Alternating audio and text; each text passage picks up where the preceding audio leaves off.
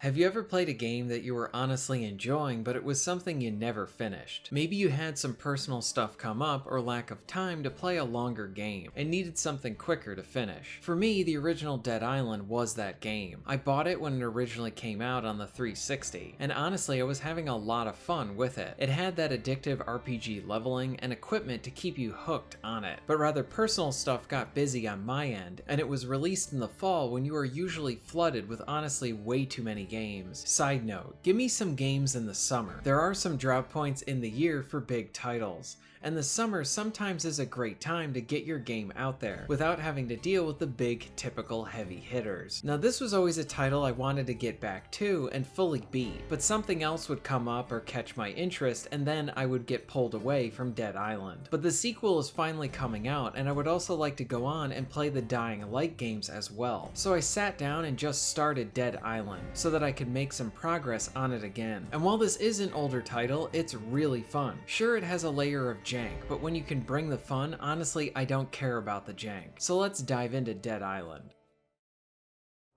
Dead Island is an open-world first-person action RPG. It's a game that wears a few hats, and has a structure similar to some titles at the time while also feeling all of its own. The open world is filled with tasks to do, people to help, and missions to complete and find. At the same time, there is a lot of room to just go off on your own. It's honestly a nice mix of directed and player-directed action. The hack-and-slash action is both janky and satisfying. Jank and satisfying are two great ways to describe the entire game. The serious tone of the title gives it a more B-movie charm. The progression is addictive and helps to keep you hooked. Honestly, it's really fun.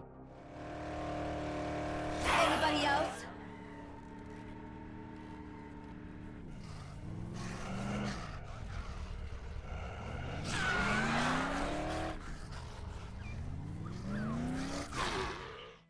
Let's go over some of the gameplay. Everything revolves around your stamina. This is used for actions like running and attacking. You will need to manage this well because if you completely drain it, then you're going to be defenseless for a period of time. Weapons come in all shapes and variety. Most of them are everyday items that you'll be using to bash, smash, or slice the undead with. Sound and impact are good here. The thud from a shovel or the squish from hitting someone with the blades is great. So far, I prefer the blades because it often results in heads and limbs being removed. There are firearms, but they're not the focus, especially early on. What is teased at the start and really adds another fun layer to the combat is how you can make modified weapons. The kick is another useful tool in your arsenal. This allows you to push enemies back and give you some breathing room. It can even be used to hit an enemy quickly while they are down.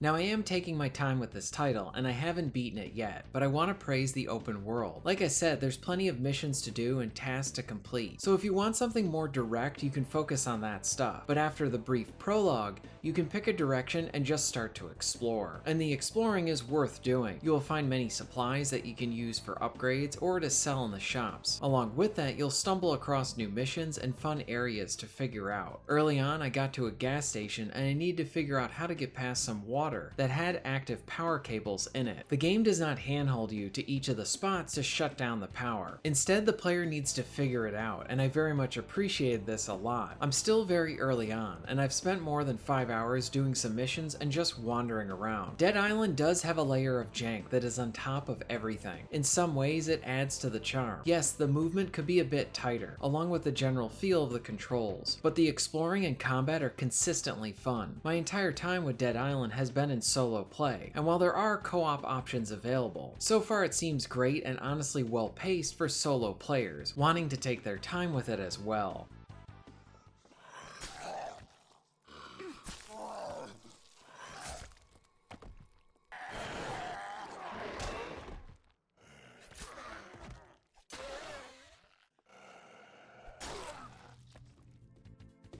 Dead Island is a fun title so far. There was a lot of controversy when it was originally released. I'm sure most of us can remember the very good trailer that introduced this game. I think many vocal people got too attached to that trailer. It didn't show any gameplay, and honestly, it did its job of getting us interested in it. You could say it was a bit deceptive, in that it might have made a promise of a more emotional ride than what we got in the game. But at the same time, trailers are kind of allowed to trick us. I'm not giving trailers a pass. I would generally prefer more honest ones, but just like with a thumbnail that convinces you to click on a video, it is all part of the game that is played. I think it is important to try and separate the marketing and the game itself. These are areas that you can surely criticize it for, but I would usually rather spend more of my time on the game at hand. So I think when people finally got their hands on the game when it originally launched, some might have been disappointed if they only saw the first trailer. What grabbed my interest more than anything else was the developer and their prior work, and how this would be a new direction for them. Techland made some of my favorite Western titles. At this time, they had made Call of Juarez, which had its fair share of jank, but was a fun Western title. The second entry was a prequel and improved on pretty much every area of the first. The third, released the same year as Dead Island, was a misstep for the series. But after they released Dead Island, they redeemed themselves with Gunslinger, which might have been my favorite entry for that series. My point with this is that at least with the first two entries, made before Dead Island, was that the developer developed two memorable Westerns.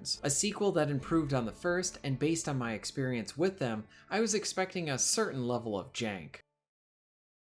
I do think that Dead Island is more janky than some of those prior titles I mentioned. At the same time, it was also something they really hadn't done before, a big open world with optional co-op as well. Many of the buggier elements thankfully got patched over the course of its life, and as it stands right now, I'm having a really fun time with it. I like how it provides many directed elements with plenty of quests to find and do, while at the same time you are free even right out of the gate to explore, level up, find supplies, and upgrades. There is a freedom here that is appreciated, and something when looking through it with the modern eye is nice to see these elements that let you off the rails and let the player explore and take in the world. Now the sequel has its own set of drama, with it getting delayed many times, and even changing hands I believe with different developers. But I'm interested in it as well. It looks like the same crew that made Homefront: The Revolution is developing it, and I know many wrote off that game when it came out as well, as it suffered from delays and a poor launch. But that was one of those titles that after a few months it was in a much better state. I really enjoyed it and found it to be underrated. Plus there are some older TimeSplitters developers mixed in there,